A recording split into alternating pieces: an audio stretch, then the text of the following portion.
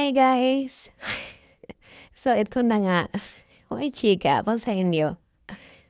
Um, yung ano, kahapon, bale kagigising ko lang ano, paggising ko ang daming mga chat sa GC namin na kung ano-ano agad. Siyempre pagkabasa ko kaba-kaba ng kaba-kaba talaga sabi ko, Diyos ko yawa. Alam mo yung kakagising mo lang puro gano'n agad.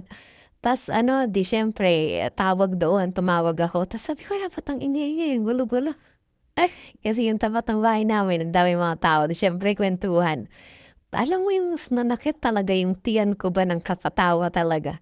Tapos hindi pa ako nakuntento, nagmarites kasi nung kahapon kaya lang hindi kumpleto yung details. Siyempre busy ang first one, anong oras na ako naakyat, kakaakyat ko lang ngayon and then ang una kong ginawa pagkatapos ko siyempre maligo, mag-gano'n ng ano, ako ano-ano. Tumawag ako sa nanay ko, so iyon ito yun.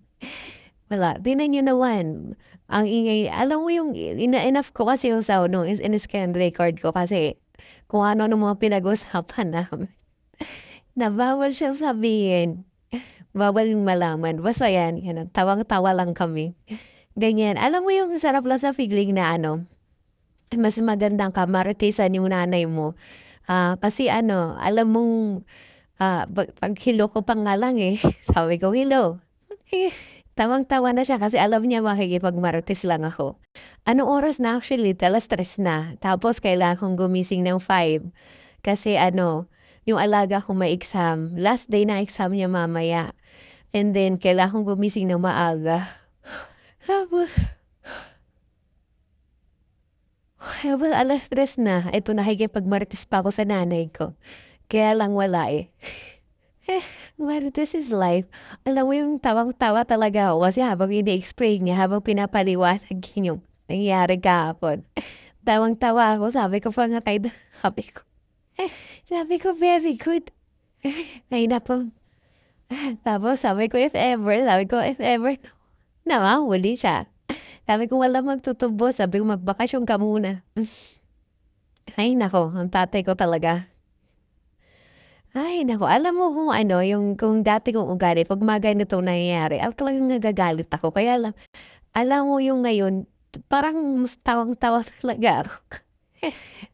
The way na pinapaliwanag ni nanay yung mga nangyayari, parang wala, mas naano talaga yung tawang-tawa talaga ako. Sabi ko, "Diyos ko." My God. Alam mo kasi ang daming problema na dumadating sa mga buhay natin. Kung seseryosohin kasi natin, tayo lang din yung kawawa. Kaya minsan kailangan na lang natin tawanan, ano na lang, kasi wala namang maidudulot na maganda kung iisipin natin ng iisipin.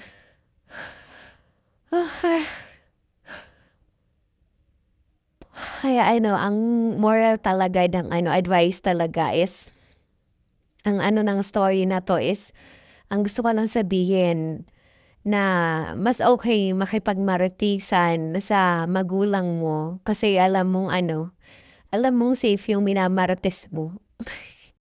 Kasi 'pag sa ibang tao, Diyos ko, yung mga kinukuwento mo ay yung kinukuwento niyo na rin sa iba. So, iba pa rin talaga 'pag magulang mo yung kamaritisan mo. 'Pag ako tumawag yan, alam niya na. Alam niya na kung anong pakay ko. Makikipagmaritisan lang ako. Ay naku,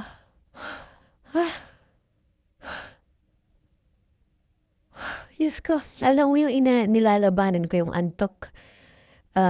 Tawa pa ako kasi ano pa lang kami, saglit pa lang kami nag-uusap tapos alam kasi nila na may exam. Sabi ng nanay ko, "Tama na, matulog na ako." Sabi ko nga sa sarili ko, "Wag na, kaya muna ako matulog." Kasi ano, ilang oras na lang, anong oras na, 3:00 na. Ano na lang, 2 oras na lang, trabaho na naman ulit. Kaya sabi ko, mag-try ako matulog kaya